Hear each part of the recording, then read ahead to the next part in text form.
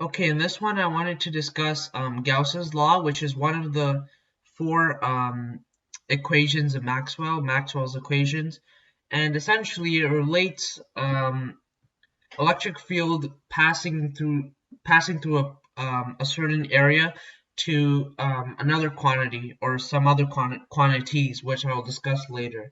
But first I want to go over this idea of a vector field. Um, what a vector field is it's a vector quantity at any point in space on a Cartesian plane or anything like that. So essentially you can think about, I'm going to use a specific case. In this case I'll use the electric field. So consider a uniform electric field, right? By definition an electric field is just a force per charge, right? So some electric field vector, and you want to consider it passing through some surface, and that surface has some area. And the thing is, we have to consider this area as a vector. So that's kind of weird, but the thing is, the area has to have a magnitude,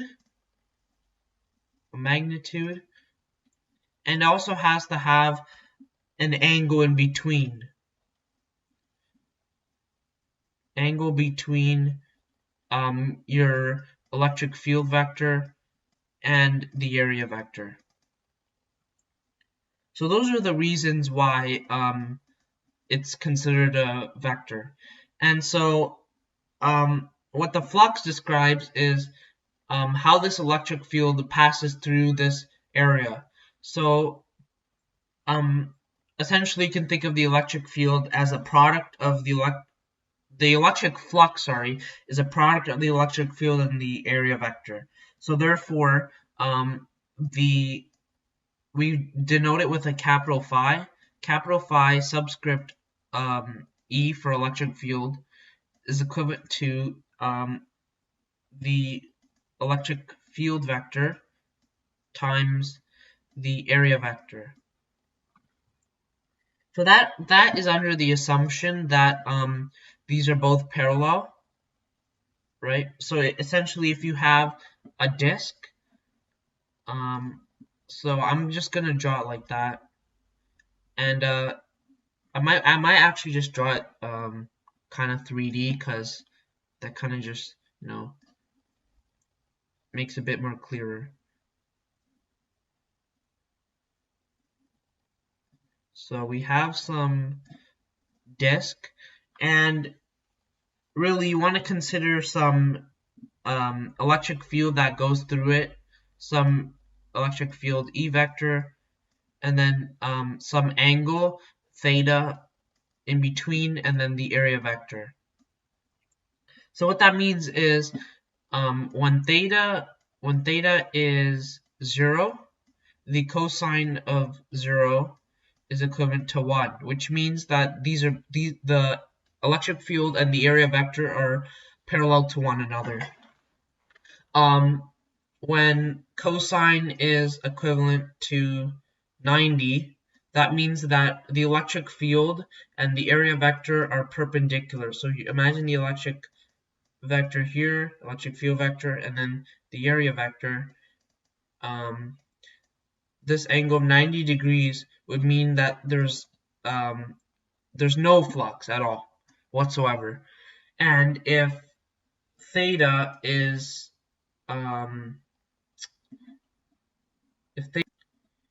if theta is larger than 90 degrees, yeah, these are all in degrees, then your overall flux of the electric field will be negative, right? You'll have a so the absolute value of it would be negative, right? Which makes sense, because that means that the electric field would be pointing inwards to the surface.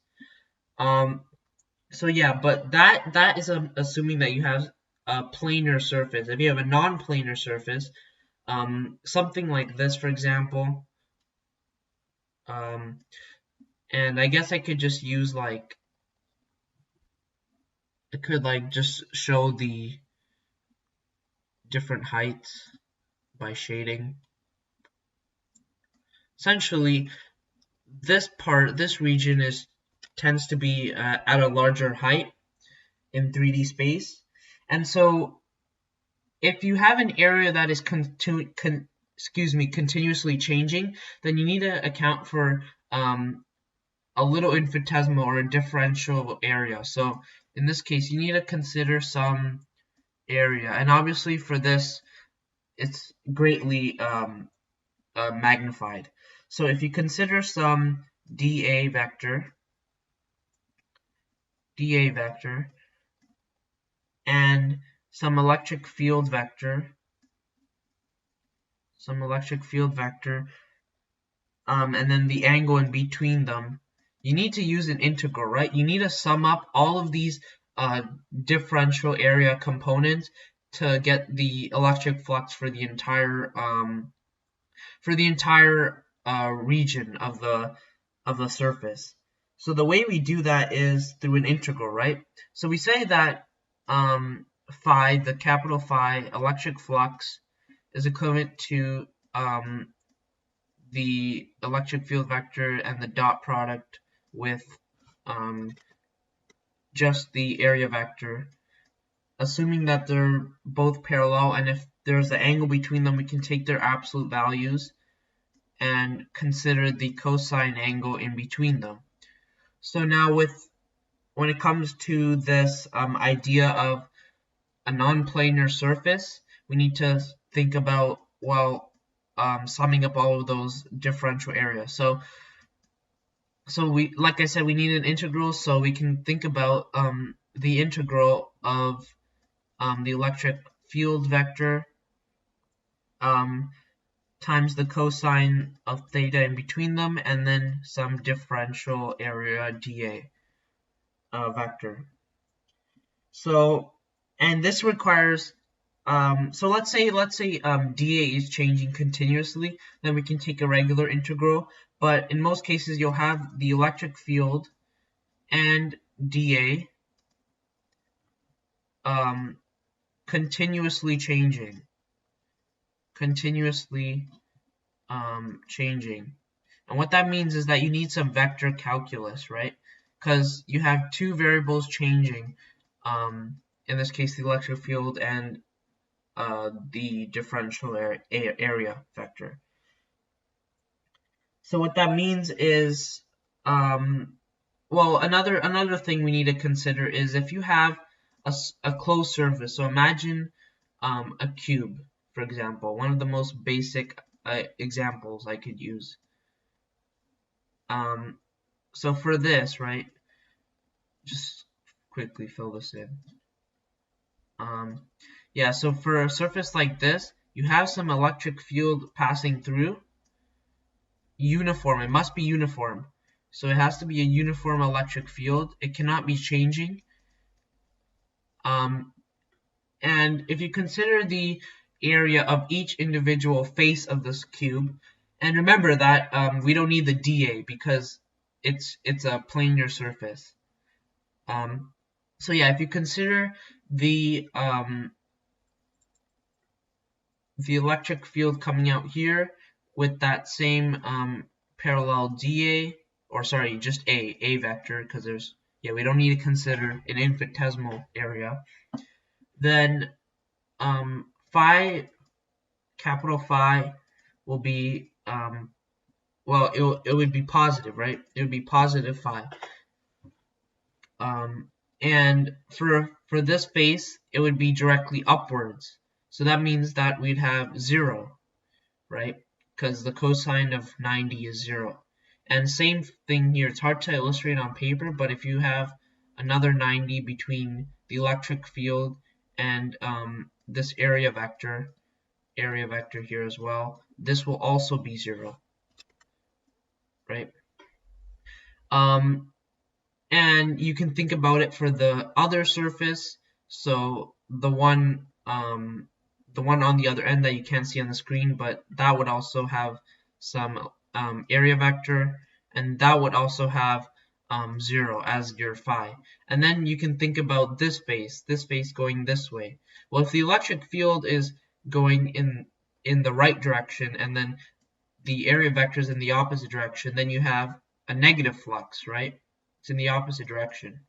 So if you consider all of these things in total, then you end up getting plus phi, minus phi, plus 0, plus 0, plus 0, and that would all give you a total like a total flux of 0, right? So, and this is true for any closed surface. There will always be a side that's pointing in the opposite direction, or where the area vector is perpendicular to the electric field, and that would account to a total flux of 0. So you could have something like this, like a random shape that only like differential geometry could describe. Pretty bad at drawing, but yeah, you get the idea. But this flux would also be 0, assuming that the electric field is uniform and that it's a closed surface.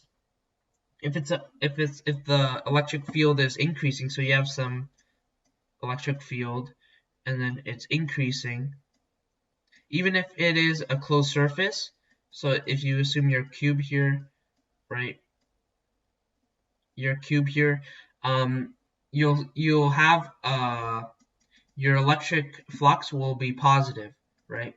It won't be 0 because it isn't uniform. So just keep that in mind, that it's not for all closed surface cases, just if the electric field is uniform, and if it's a closed surface. So yeah, so now we have this idea of a vector field, and specifically the electric field. And now, like I said, Gauss's law, what it does is it relates the electric field and the area that it passes through to well, I'll tell you right now, the charge over epsilon naught, which is the permittivity of free space. So the law states that the electric flux for a closed surface is equal to the charge enclosed over, like I said, over the permittivity of free space. So mathematically, we can write that as we can just consider the electric flux, capital phi E, and that's equivalent to the charge enclosed, like I just said, on the permittivity of free space, and where epsilon naught is equivalent to it would be equivalent to 8.85 times 10 to the negative 12 coulombs squared on Newton meters squared.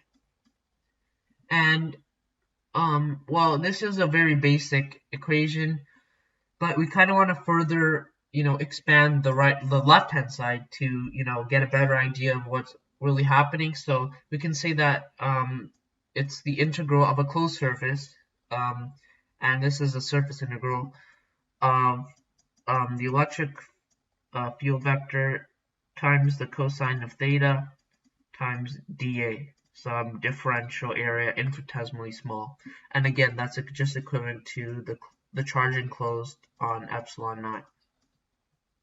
So really, if you do all the math, the units turn out just how it is. So if you consider the left-hand side, you have electric field, and that's in newtons per coulombs, right? It's a force per charge, and that multiplied by meter squared, right? Because meter squared is the SI unit for area, and that's equivalent to charge, which is coulombs, on coulomb squared on Newton meter squared, right?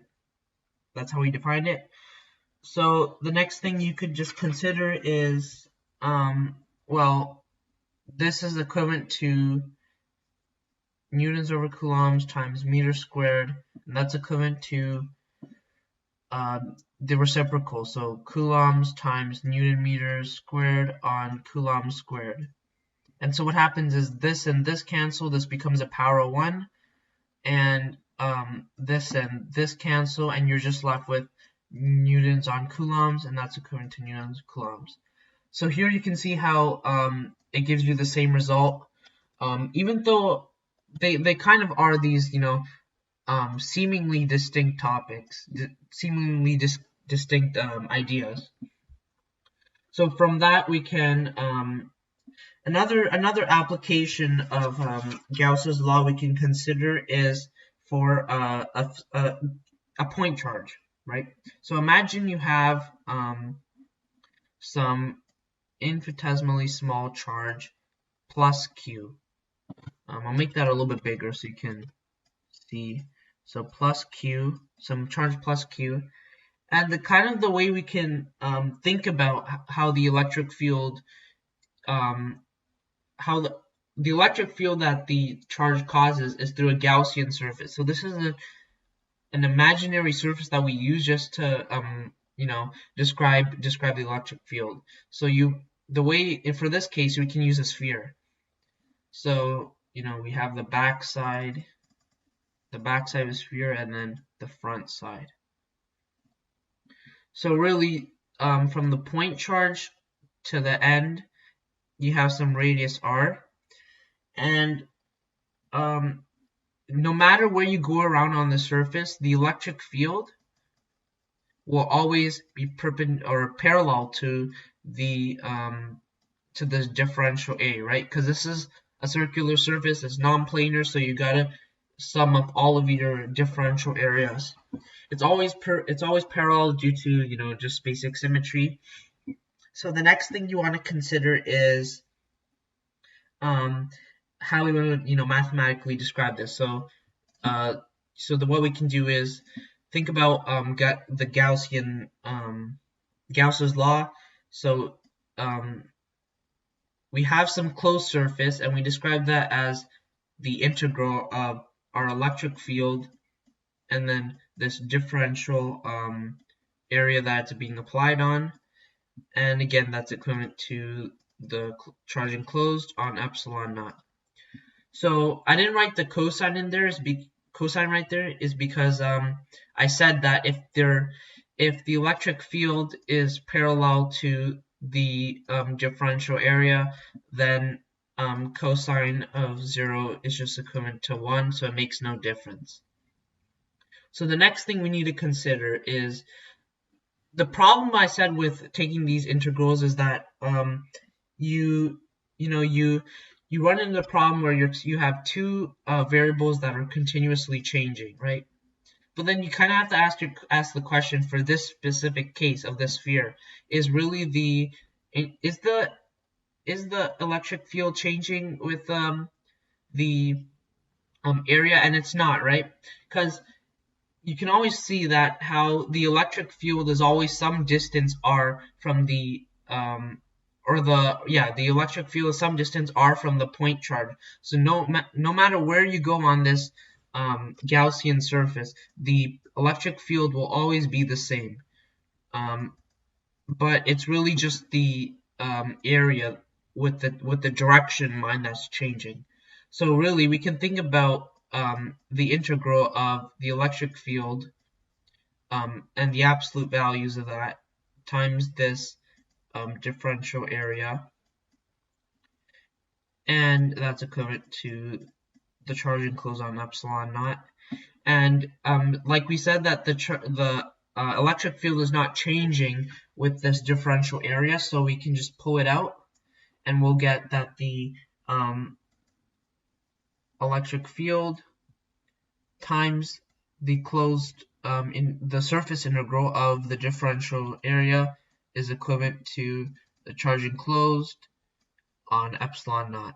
So really the idea of taking the integral is trying to sum up all of these little infinitesimally small areas on the surface because it is non-planar. So really we can think about what is the surface area of a sphere, And from basic geometry, you would have known that surface area is simply equivalent to 4 pi r squared, right? Basic geometry. So now it makes this case really simple, right? We can just sub this right in, sub this surface area back in.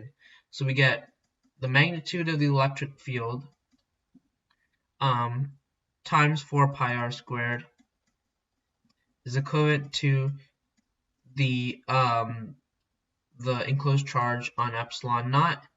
And if you notice, this is looking a lot similar, like lot familiar to Coulomb's law. So if we just rearrange this, we get that the electric field, the magnitude of it is equivalent to 1 over 4 pi epsilon naught times the charge enclosed on the radius squared. And since we're talking about this point charge plus q, I'm just gonna replace it out with the plus q that we had instead of the enclosed charge. So you can see how we can describe other phenomena using Gauss's law, and I hope that helped. So bye.